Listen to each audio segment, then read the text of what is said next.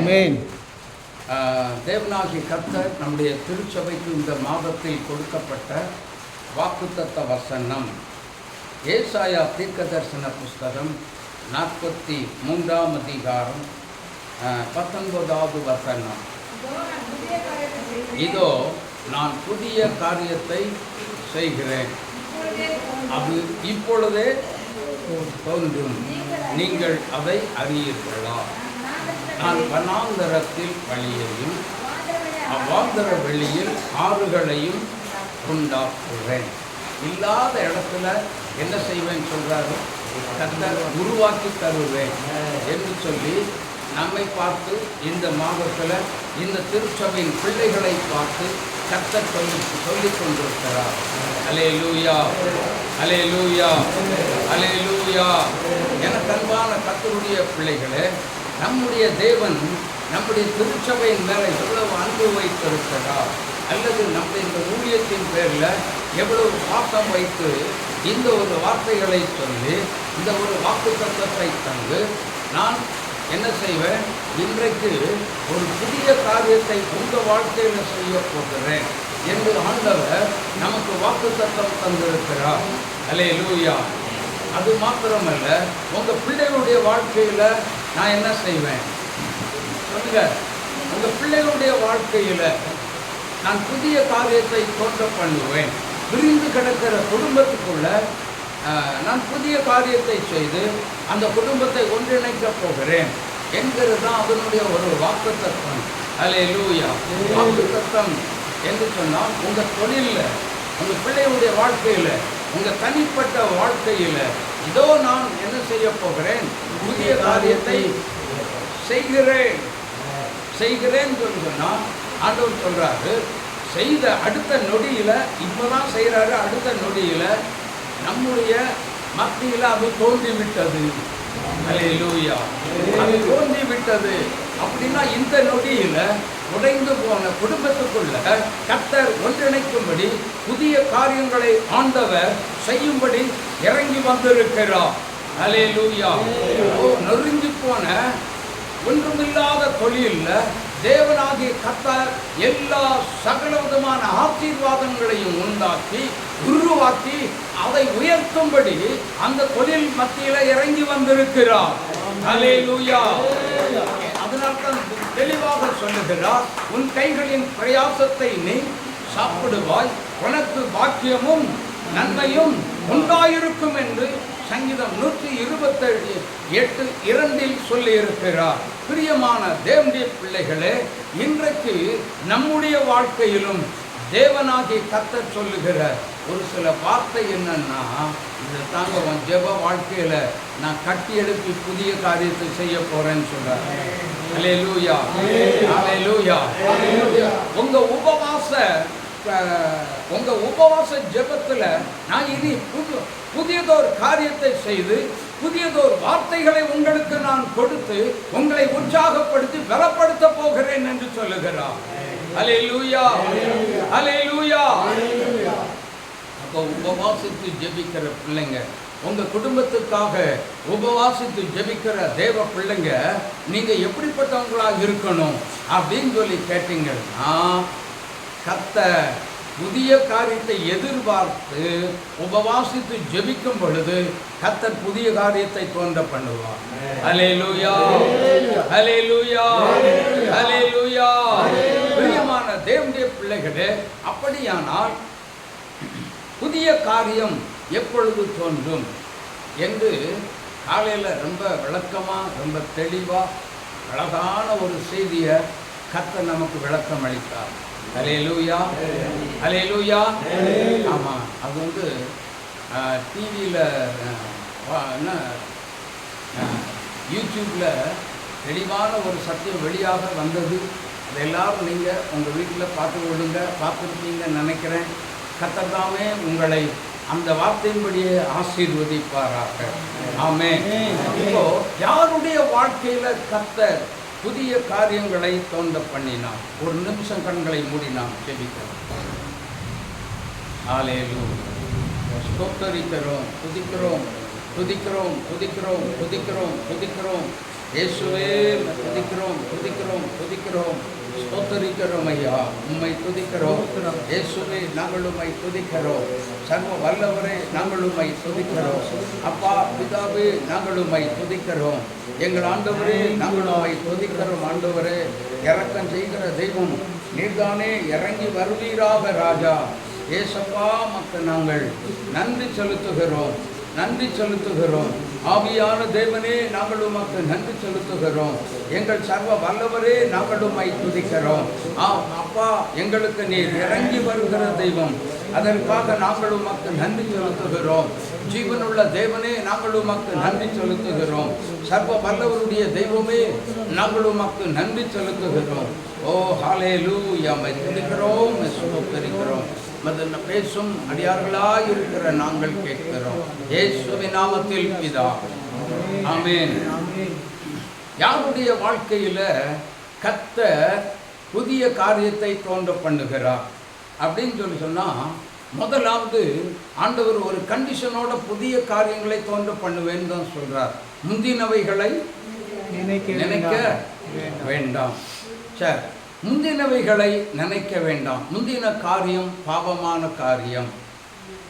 ஆதாமின் வாழ்க்கை, அல்லேலூயா. ஆமாம், ரோமரில் தான் சொல்லப்பட்டிருக்கிறது, பழைய மனிதனாகிய ஆதாம், புதிய மனிதனாகிய இயேசு கிறிஸ்து என்று ரெண்டு தரத்தாரை பிரித்து காட்டப்பட்டிருக்கிறது. அல்லேலூயா, அல்லேலூயா. ஏனென்றால் இயேசு கிறிஸ்துவை மனிதன் என்று ஏன் வேதம் வர்ணிக்கிறது அப்படின்னு சொன்னால், அவர் மாம்சத்தில் வெளிப்பட்டார். அல்லேலூயா. நம்மை போல இந்த சரீரத்திலேயே கர்த்தர் பாடுகளை, நம்முடைய பாவத்தை சுமக்கும்படி வேதம் சொல்லுகிறது. அதற்கு ஒரு ஆதாரமான ஒரு வசனம் எபிரேயர் 10ஆம் அதிகாரம் 5வது வசனத்தை வாசித்து பார்க்கும் பொழுது, அவர் இந்த உலகத்தில் பிரவேசிக்கும் பொழுது பலியையும் காணிக்கையும் விரும்பாமல் எனக்கு ஒரு சரீரத்தை ஆயத்தம் பண்ணி, நீ சரீரம் தேவை எதற்கு என்று சொன்னால், இந்த உலகத்தில் உள்ள பாவங்கள் அத்தனையும் சுமந்து தீர்ப்பதற்காகவே, பாடுகளை சுமந்து தீர்ப்பதற்காகவே, ஜனங்களுடைய பாடுகளை மக்கள் சுமப்பதற்கு பதிலாக நான் சுமக்கட்டும் என்று சொல்லி, அவர் இந்த சரீரத்தில், இந்த பாவமான சரீரத்தில், இந்த மனித மண்ணான இந்த சரீரத்தில் இயேசு கிறிஸ்து என்ன செய்தார்? மனுஷ ரூபத்தில் இறங்கி வந்தார். மாம்சத்தில் வெளிப்பட்ட தேவாதி தேவன். அல்லேலூயா, அல்லேலூயா, அல்லேலூயா. தேவ ஜனமே, அப்படின்னா இன்னைக்கு மாம்சத்தில் வெளிப்பட்ட தேவாதி தேவன் என்ன செய்தார் அப்படின்னு சொல்லி கேட்டீங்கன்னா, புதிய காரியத்தை தோன்ற பண்ணுவதற்கு முதலாவது எகிப்தினுடைய காரியம் உனக்குள்ள இருந்த எல்லாத்தையும் தூக்கி என்ன போடும்? வெளியில போடும். அல்லேலூயா. அப்படின்னா பாவமான காரியங்கள் காலையில தான் தியானம் செய்தோம். கலாத்தியர் 5ஆம் அதிகாரம் 19வது வசனத்தில் சொல்லப்பட்டிருக்கிறது போல 17 காரியங்களை கர்த்தர் எங்களுக்கு சுட்டி காட்டி என்ன செய்தார்? தெளிவுபடுத்தி அழகாக பேசினார். அல்லேலூயா. மாம்சத்தின் கிரியைகள் முற்றிலும் முறியடிக்கப்பட வேண்டும். மாம்சத்தின் கிரியைகள் முற்றிலும் நம்மை விட்டு வெளியேற்றப்பட்டே ஆக வேண்டும். அல்லேலூயா. ஆமாம், மாம்சத்தின் கிரியைகள் தான் இன்னைக்கு ஆவிக்குரிய வாழ்க்கைக்கு மிகுந்த இடையூறாக இருக்கிறது என்பதை நாம் பார்த்தோம். அல்லேலூயா. நல்ல இங்கே பாருங்க, நல்ல டென்ஷன் ஆகி நான் அங்கே வீட்டிலேருந்து பயங்கர டென்ஷனில் இங்கே வந்திருக்கேன்னு வைத்துக் கொள்ளுங்க. பட்டு கோபத்தில் இங்கே வந்திருந்தா நான் இந்த பிரசங்கத்தை பண்ண முடியுமா? பிரசங்கமே எந்த பிரசங்கமாக இருந்தாலும் பண்ண முடியாது. ஏன் அப்படின்னா, நான் தான் வந்ததே பயங்கர டென்ஷனாக வந்தேன் இல்லையா? அந்த டென்ஷன் தான் முன்னாடி இருக்குமே தவிர, அந்த ஒன்றைத்தான் பிசாசு பிடிச்சி கரெக்டாக முன்னாடி கொண்டு வருவானே தவிர வேறு எதையும் கொண்டு வர விடவே மாட்டான். அந்த டென்ஷன்லேயே தான் இருக்கும்.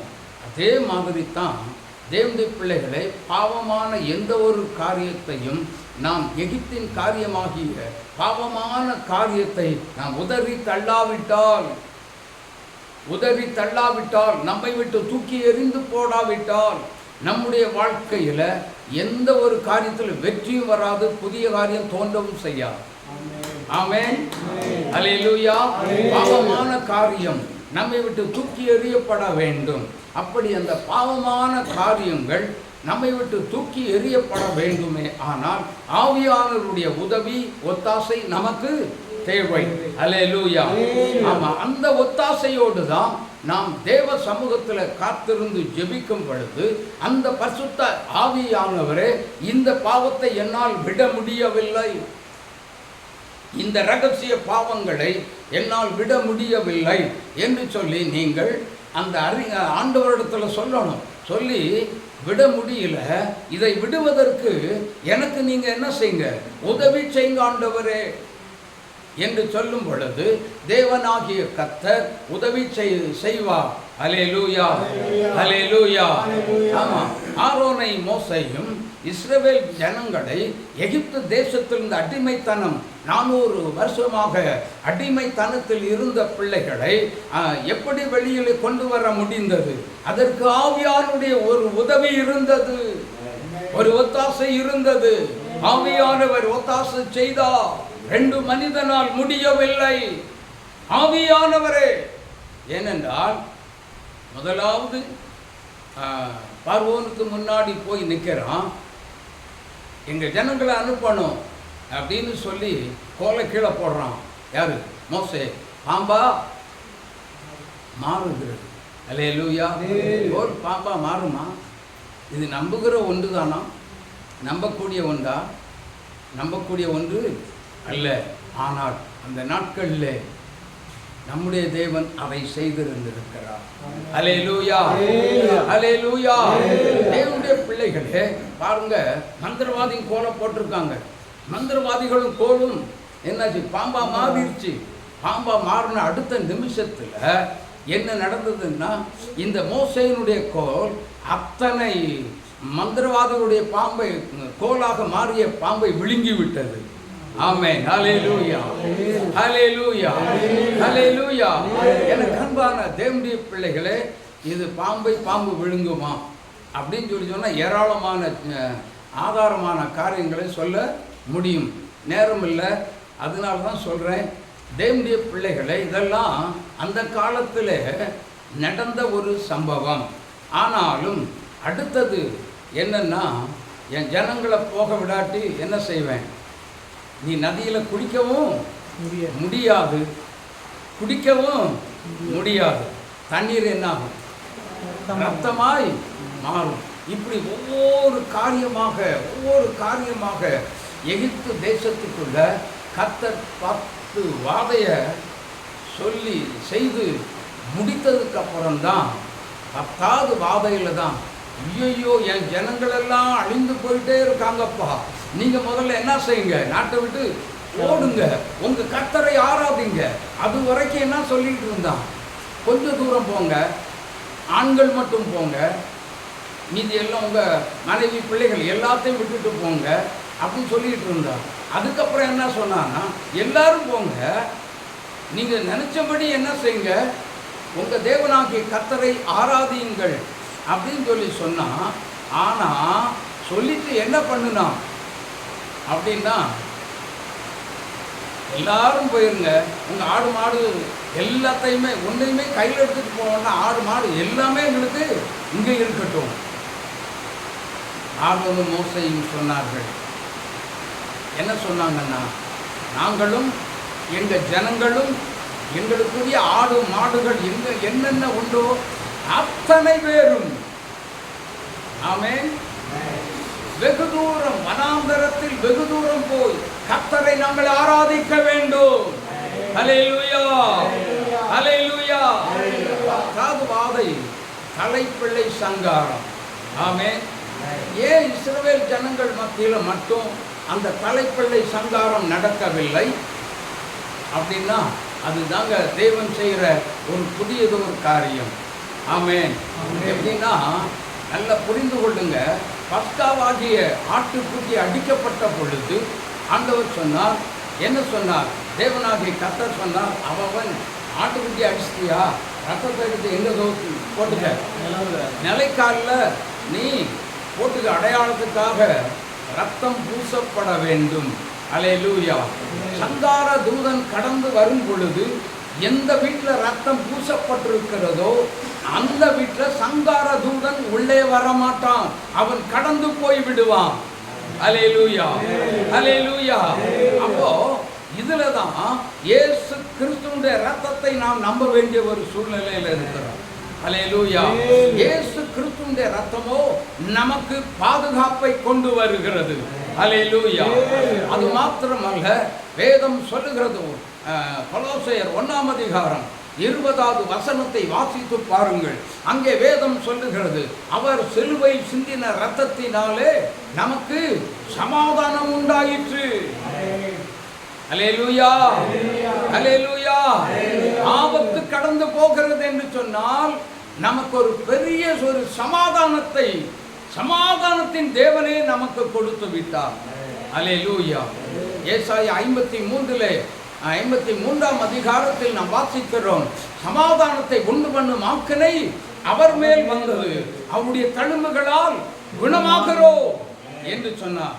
ஆமென், ஆமென். அப்ப அவருடைய தழும்புகளால் குணமாகிறோம் என்று சொன்னார். அப்போ வியாதியிலேயும் கர்த்தர் புதிய காரியத்தை தோன்ற பண்ணுகிறார். அல்லேலூயா, அல்லேலூயா. வியாதி எத்தனை பேருக்கு வந்தாலும் சரி, இயேசுவே இந்த வியாதி எங்களால் என்ன செய்ய முடியல, தாங்க முடியல, நீங்க பரம வைத்தியர், நீங்க ரண வைத்தியர், நீங்க தான் எங்களை என்ன செய்யணும், சுகமாக்க வேண்டும் என்று சொல்லி கேட்டால் கர்த்தர் ஒரே நொடியில் அற்புதத்தை செய்து மிகப்பெரிய ஒரு விடுதலையும் தந்து புதிய காரியத்தை உங்க வாழ்க்கையில தோன்ற பண்ணுவார்.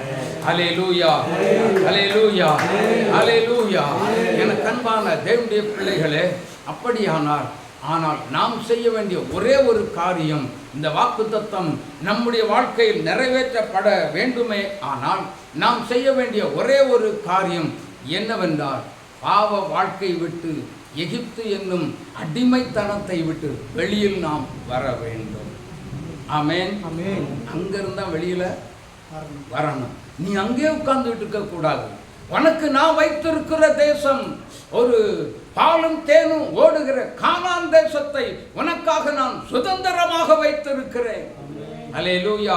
ஒரு செழிப்புள்ள தேசத்தை நான் வைத்திருக்கிறேன். ஒரு செழிப்பான வாழ்க்கையை நான் உனக்கென்று வைத்திருக்கிறேன். நீ ஏன் அடிமைத்தனத்துக்குள்ளே இன்னும் கிடக்க வேண்டும்? என்ன அடிமைத்தனத்தில் நாம் இன்னும் வாழ்ந்து கொண்டிருக்கிறோம்? யோசித்து பாருங்க. கடன் என்னும் வாழ்க்கையில் அடிமைத்தனமாய் வாழ்ந்து கொண்டிருக்கிறோமா? அல்லது வியாதி என்னும் இந்த வியாதியினே என்னை விட்டு போகிறதுக்கு சான்ஸே இல்லை அப்படின்னா இந்த வியாதியோடு நான் என்ன செய்ய போகிறேன்? இந்த உலகத்தில் நான் மடிந்து போவேன் என்று சொல்லி நீங்கள் நினச்சிக்கிட்டே இருக்கலாம். ஆனால் கர்த்தர் சொல்கிறாரு, நீ அதையெல்லாம் நினைக்காத. அதுக்கு ஒரு வைத்தியர் இருக்கிறார். அது நான் தான். உன்னை காக்கிற தெய்வம் நான் தான். உன்னை விடுதலை செய்கிற தேவன் நான் தான். உனக்கு நான் புதிய காரியம் வியாதியில் செய்து என்ன செய்கிறேன்?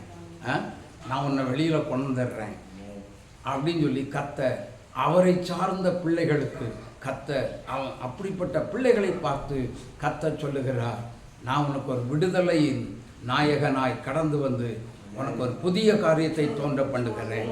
ஹல்லேலூயா, ஹல்லேலூயா, ஹல்லேலூயா. அப்ப வியாதியை நினைச்சு நீ என்ன செய்யாத, வருத்தப்படாத. வியாதி பெரிதல்ல, அதை குணமாக்குகிற தெய்வமாகிய நானே உனக்கு பெரியவராக இருக்கிறேன். ஹல்லேலூயா, ஹல்லேலூயா. வியாதியில புதிய காரியம் தோன்ற பண்ணுவேன். ஹல்லேலூயா. நீ சமாதானத்தோட போலாம். இன்னைக்கு ஆண்டவர் சொல்றார் பாருங்க, இன்னைக்கு நீ எப்படி போலாம்? சமாதானத்தோட, நிம்மதியா சமாதானத்தோட போலாம். இயேசு சொன்னார், மத்தேயு 11:28 என்ன சொன்னார்? வருத்தப்பட்டு பாரம் சுமக்கிறவர்களே, நீங்கள் எல்லாரும் என்னிடத்தில் வாருங்கள், நான் உங்களுக்கு இளைப்பாறுதல் தருவேன் என்று மனுக்குலத்தை பார்த்து கூவி அழைத்த தேவாதி தேவன் இயேசு கிறிஸ்து தான் இன்றைக்கு நம்ம மத்தியில் தான் இருக்கிறார். நம்ம மத்தியில் இருக்கிறார், நம்ம மத்தியில் வந்திருக்கிறார். அவர் இப்போ இந்த இடத்துல வந்திருக்கிற உங்கள் ஒவ்வொருவரையும் பார்த்து ஆவியானவர் சொல்லுகிறார், நீ ஏன் கலக்கத்தோடு இருக்க வேண்டும்? ஏன் மனம் நொந்து போய் வாழ வேண்டும்? நீ ஏன் வேதனையோடு இருக்க வேண்டும்? சரீரத்தில் என்ன பலகீனம் உண்டு, அதை இப்பொழுது என்னிடத்தில் வை. கர்த்தர் மேல் முன் பாரத்தை வைத்து விடு, அவர் உன்னை ஆதரிப்பார். நீதிமானை ஒருபோதும் தள்ளாட ஓட்டார். ஜெபத்தை கேட்கிற தெய்வம். அல்லேலூயா. நம்முடைய ஜெபங்களுக்கு பதில் தருகிற தெய்வம் இயேசு கிறிஸ்து தான். ஒரே ஒரு வார்த்தை, ஒரே ஒரு வார்த்தை, உரிமையா அப்பா நீங்கள் வாங்கப்பா, என் வியாதி எனக்குள்ள இருக்கிற பலத்தை காட்டிலும் மிஞ்சி போய்விட்டது. என்னால் அதை ஜெயிக்க எனக்குள்ள பலன் இல்லை, ஆனால் நீங்கள் எனக்குள்ள இருக்கீங்க. அந்த சக்தியை காட்டிலும் நீங்கள் பெரியவர். உங்களுக்கு முன்பதாக ஒரு தூசியை போல இருக்கிறது என்று நான் விசுவாசித்து உம்மை துதிக்கிறேன். அது உமக்கு முன்பதாக நிற்காது ஏசப்பா அப்படின்னு சொல்லி நீங்கள் விசுவாசத்தோடு காத்திருங்க. கர்த்தர் அந்த வியாதியில் புதிய காரியத்தை தோன்ற பண்ணுவா. கரங்களை தட்டி கர்த்தருடைய நாமத்தை நாம் மகிமைப்படுத்துவோம்.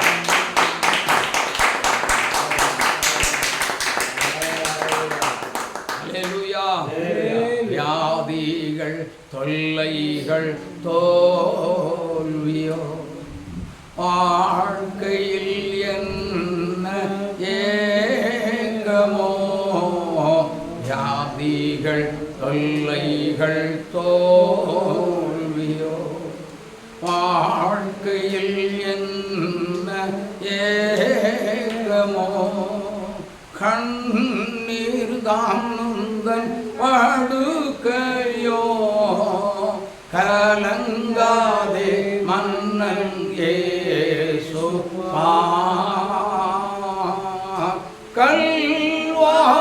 கல்வாரியின் மேட்டினில் கலங்கும் கர்த்தன் நல்லோ, உன்னை எண்ணி உள்ளம் நொந்து அணைக்க இயேசு துடிக்கிறார். அன்பின் தேவன் இயேசு உன்னை அழைக்கிறார்.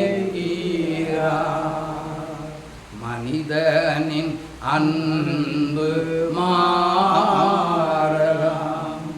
மறைவாக தீது பேசலாம். மனிதனின் அன்பு மாறலாம், மறைவாக தீது பேசலாம். மனிதனின் அன்பு மறைந்ததோ மருளாதே மன்னன் இயேசு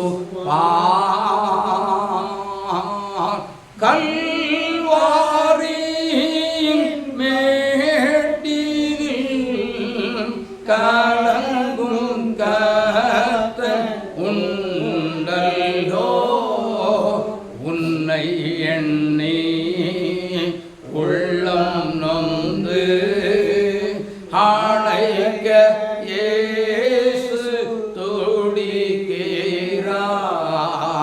கலக்கம் ஏன் கவலையே, அன்பின் தேவன் அழைக்கிறார். அன்பின் தேவன் இயேசு உன்னை அழைக்கிறார். அல்லேலூயா, அல்லேலூயா.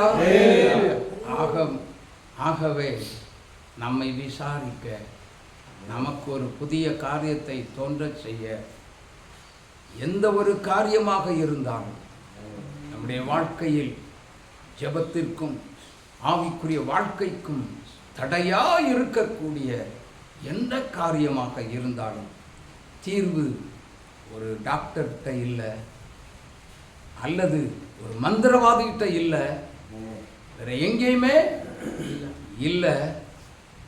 இயேசு ஒருவரிடத்தில் மாத்திரமே இருக்கிறது. ஆகவே நாம் இயேசுவை சார்ந்து கொண்டால் எல்லாம் நம்மை விட்டு ஒரே ஒரு நொடியில் விலகி ஓடி போய்விடும். ஹல்லேலூயா, ஹல்லேலூயா, ஹல்லேலூயா.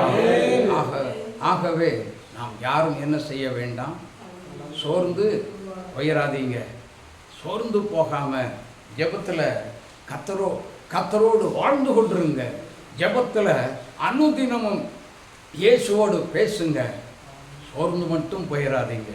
ஹல்லேலூயா. நம்மை பலப்படுத்துகிற ஆவியானவர் வேதம் சொல்லுகிறது.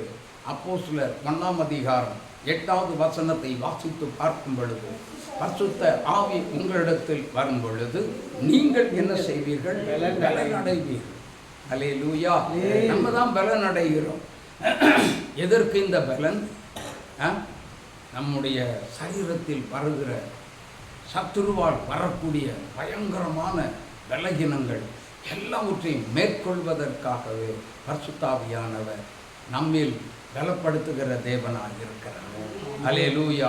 ஆனபடியினால பரிசுத்த ஆவியானவர் நம்மை அனுப்பி, தேற்றவாளனை அனுப்பி நம்மை பலப்படுத்துகிற தேவனாகிய கர்த்தர். ஆமென். ஆவியானவர் நம்மை நிச்சயமாய் பலப்படுத்துவார். நிச்சயமாய் நாம் சோர்ந்து போகாமல் கர்த்தரோடு இருப்போம், கர்த்தரோடு வாழுவோம். நம்முடைய எல்லா பிரச்சனைக்கும், எல்லா போராட்டங்களுக்கும், எல்லா வியாதிகள் மத்தியிலேயும் புதிய காரியத்தையும் ஒரு தீர்வை உண்டாக்கி புதிய காரியத்தை தோன்ற பண்ணி ஒரு முடிவை உண்டாக்குகிறது இயேசு ஒருவர் மாத்திரம். ஹல்லேலூயா, ஹல்லேலூயா, ஹல்லேலூயா. அன்பான தேவ ஜனமே, ஆனபடியினால் நாம் யாரும் எதற்கும் என்ன செய்ய வேண்டிய அவசியம் இல்லை, கலங்க வேண்டிய அவசியம் நெவர் அண்ட் நெவர். ஹல்லேலூயா.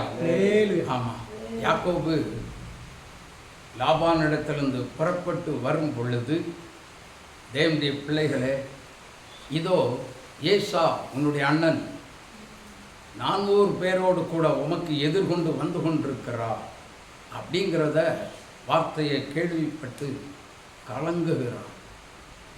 யாக்கோபு கலங்குகிறான். ஆனால் நான் கதையாகவே சொல்லிடுறேன், ஏன்னா கரண்ட் இல்லை. ஆனபடினால நல்லா இருந்தால் நல்ல எல்லாம் நிறைய காரியங்களை சொல்ல முடியும்.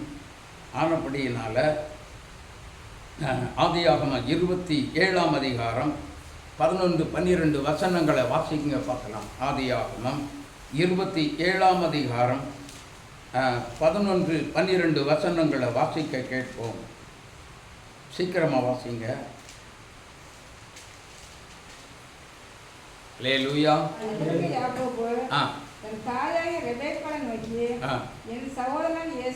என் சகோதரனாகிய ஏசா ரோமம் மிகுந்தவன், நான் ரோமம் இல்லாதவன்.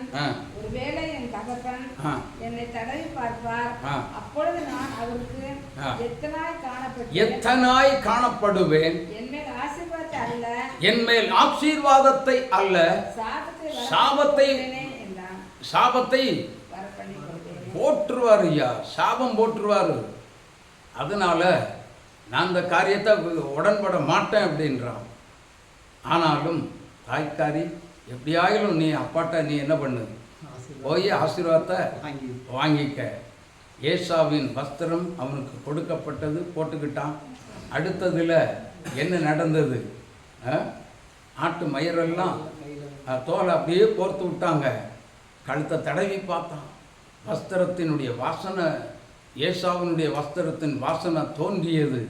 பார்த்தான், தடவி பார்த்து ஈசாக்கு என்ன சொல்லுகிறார்? சத்தமோ யாக்கோபின் சத்தம், கைகளோ ஏசாவின் கைகள் அப்படின்னு சொல்லி நல்லா புரிஞ்சுக்கோங்க. இவருடைய நிலைமை பின்னாடி சொல்றேன். யாரை ஏமாற்றினா? பெத்த தகப்பனையே ஏமாற்றி வஞ்சித்து ஆசீர்வாதத்தை எடுத்துக்கொண்ட யாக்கோபு. ஆனால் அதே யாக்கோபு முதிர் வயதாக இருந்த பொழுது, கண்கள் மங்கின நிலைமையில் நல்லா புரிஞ்சுக்கோங்க. என்னால் என்ன செய்ய முடியாது. ஒரு காரியத்தை சொல்கிறார் பாருங்க. தான் மகன் யோசேப்பை நீ போய் அண்ணன்மார் எப்படி இருக்கிறாங்க போய் பார்த்துட்டு வா அப்படின்னு சொல்லி பாருங்க யோசேப்பை அனுப்பி விடுகிறான். ஆனால் யோசேப்பை மற்றவங்க எல்லாரும் சேர்ந்து என்ன பண்ணுறாங்க, அந்த 10 பேரும் சேர்ந்து என்ன பண்ணுறாங்க தெரியுமா? டேய் வராண்டா அந்த சொப்பனக்காரன், அடித்து நொறுக்கி அவனை கொண்டு இந்த குழியில் போட்டுக்கலாம் அப்படின்னு சொல்லி சொன்ன உடனே என்ன நடக்கிறது தெரியுமா?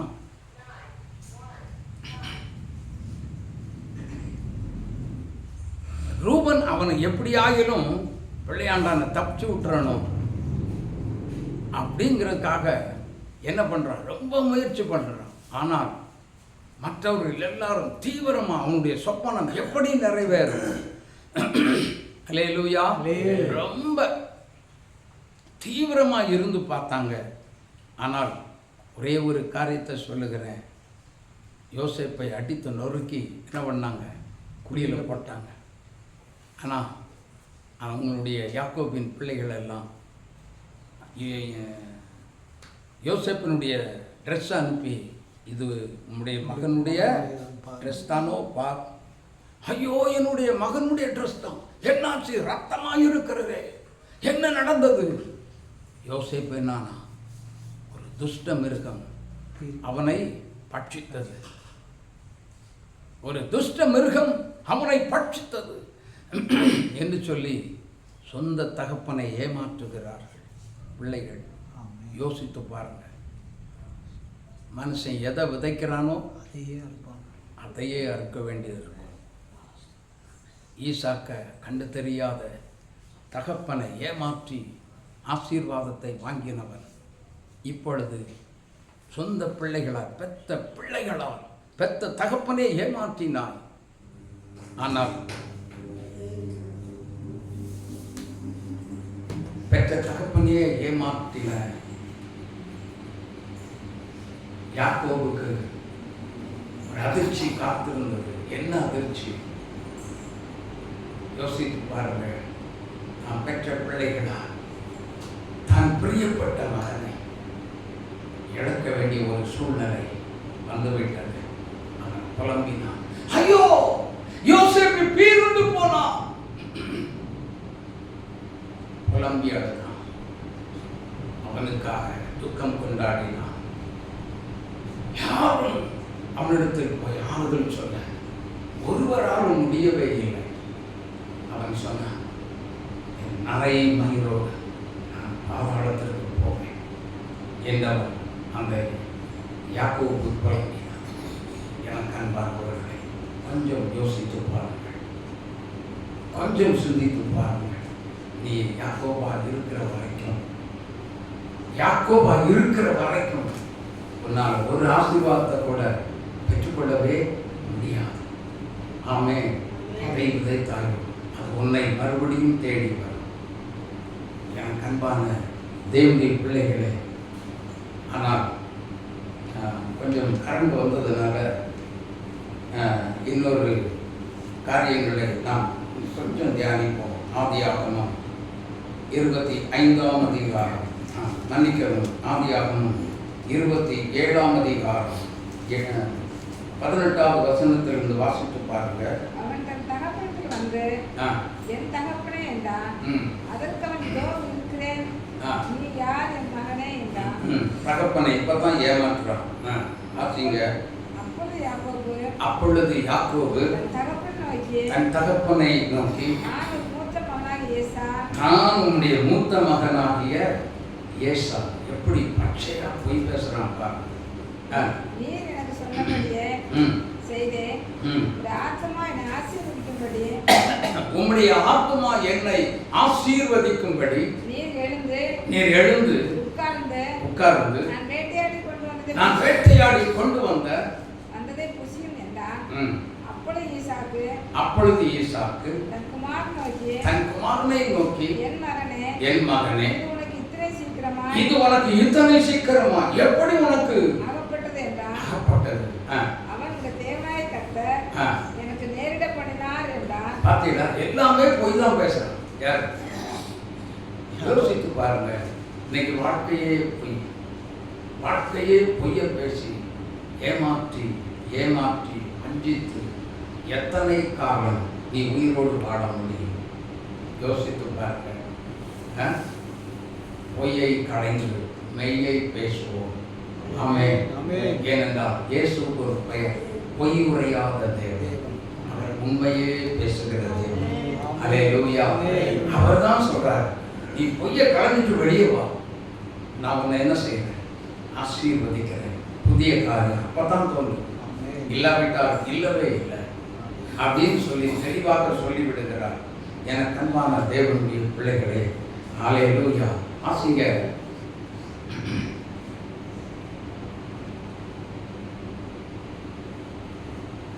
ஆதியாகமம் 27 படிங்க. அவன் கிட்ட போய் அவனை முத்தம் செய்தான். அப்பொழுது அவனுடைய வஸ்திரங்களின் வாசனையை முகர்ந்து, என் குமாரனுடைய வாசனை கர்த்தர் ஆசீர்வதித்த வயல்வெளியின் வாசனை போல் இருக்கிறது. வானத்தின் பனியையும் பாருங்க, ரொம்ப முக்கியம். வானத்தின் பனி தான் ஆசீர்வாதத்துல ஒண்ணு. பூமியின் கொடுமையும் கொடுத்து மிகுந்த தானியத்தையும் திராட்சை ரசத்தையும் தந்தருளுவாராக. என்ன அழகா சொல்றாரு பாருங்க. அந்த காலத்துல இந்த நம்ம ஊர்ல கல்யாண வீட்டில் குடிக்கிறதற்கு என்ன கொடுப்பாங்க? தண்ணி கொடுப்பாங்க இல்லையா? ஆனால் அந்த காலத்தில் மேலே வெளிநாடுகளில் என்ன கொடுப்பாங்கன்னா திராட்சை ரசம். ஆமென். அல்லேலூயா. ஆனால் திராட்சை ரசத்தை குறித்து வேதம் சொல்லுகிறது, அது முகக்களையை உண்டாக்கும்.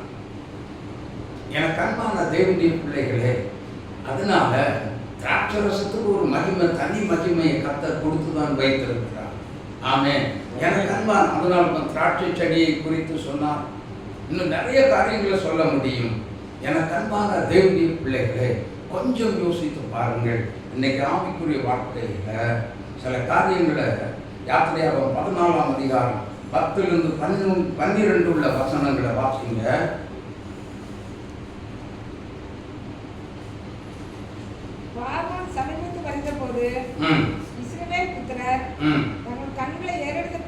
தன் கண்களை ஏறெடுத்து பார்த்து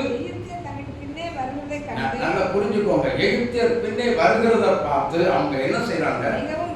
பயப்படுகிறாங்க. மிகவும் என்ன செய்யறாங்க? பயப்படுறாங்க. எதுக்கு பயம்? நல்லா புரிஞ்சுக்கோங்க. விசுவாசிகள் எந்த ஒரு பிரச்சனையை பார்த்து, போராட்டத்தை பார்த்து என்ன செய்யக்கூடாது? பயப்படவே கூடாது. அல்லேலூயா. ஏன் பயப்படுறோம்? கர்த்தர் நமக்குள்ள இல்லையா? தேவன் மேல் உள்ள ஒரு அவிசுவாசத்தை பிசாசு நமக்குள்ள கதிச்சிடுறோம் அடுத்த நிமிஷம். அதனால தான் நம்ம என்ன செய்கிறோம்? பயப்படுறோம். இதில் என்ன நடக்குமோ, இது என்ன பெரிய என்ன வந்தாலும் என்ன, ஏசப்பா எல்லாத்தையும் பார்த்துக்கொள்வார் அப்படிங்கிற ஒரு நம்பிக்கையோடு, ஒரு விசுவாசத்தோடு நாம் என்ன செய்ய வேண்டும்? காணப்பட வேண்டும். ஆனால் அப்புறம் புதிய காரியம் தோன்றாமல் இருக்கிறதற்கு இன்னொரு காரியம் உண்டு. எண்ணாகமம் 11ஆம் அதிகாரம் 13 முதல் 18 உள்ள வசனங்களை வாசித்து பார்க்கும் பொழுது, குறிப்பாக சொல்றேன், எண்ணாகமம் 11ஆம் அதிகாரம் 18வது வசனத்தை ஒருவர் வாசிங்க.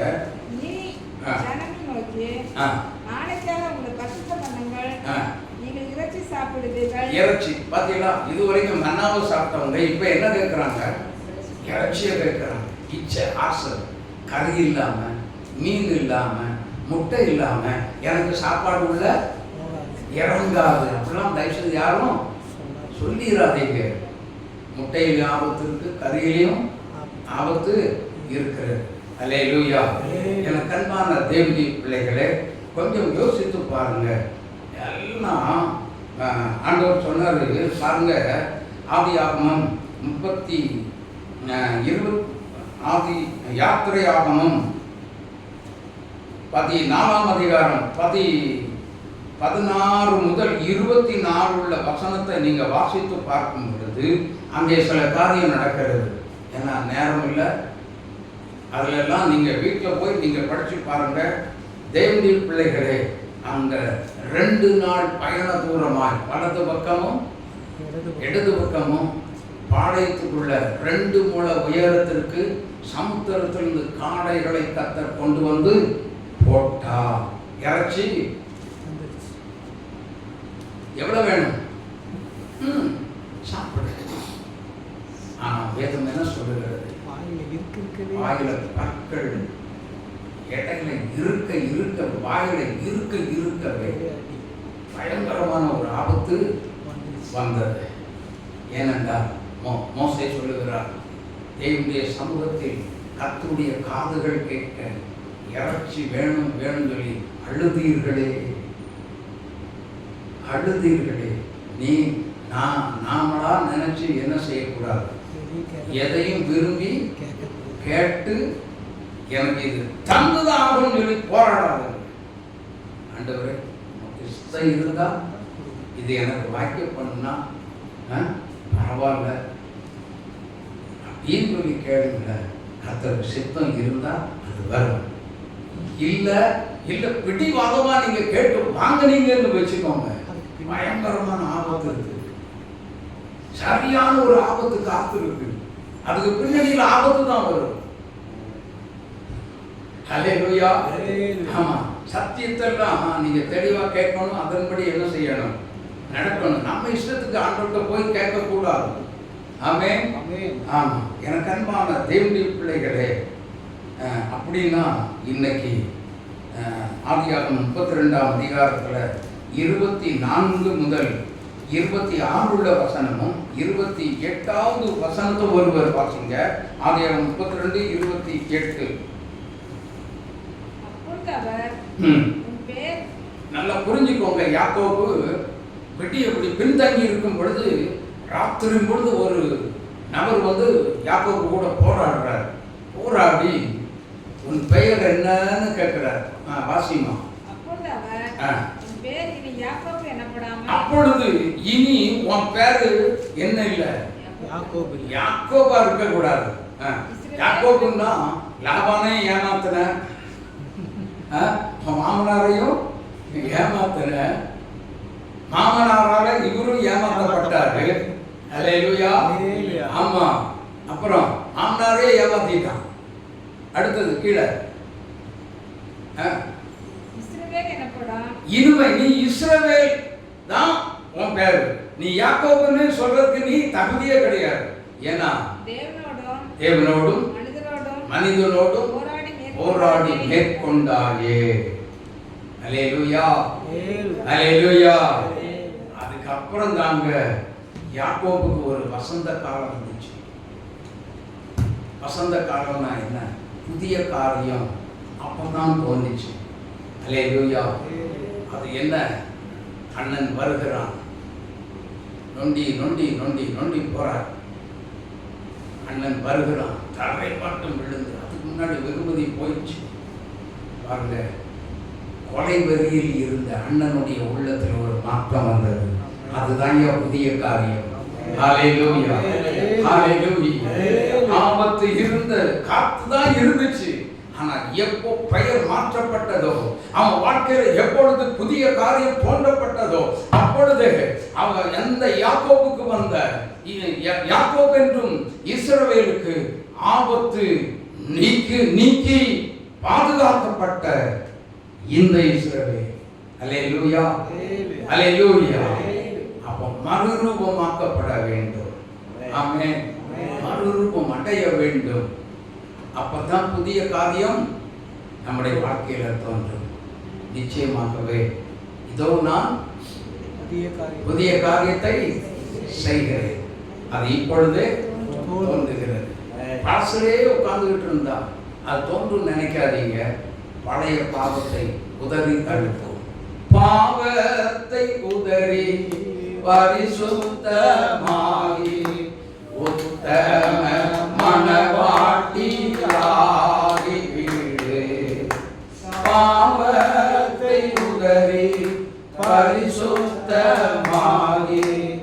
உத்தம மணவாட்டியாகி வீடு நிலையாத நேரம் என் இயேசு வருவார் சந்திக்க ஆயத்தமா நிலையாத நேரம் என் இயேசு வருவார் சந்திக்க ஆயத்தமா மணவாட்டி சபையை சேர்த்திட வருவார் மறுரூபமாகிட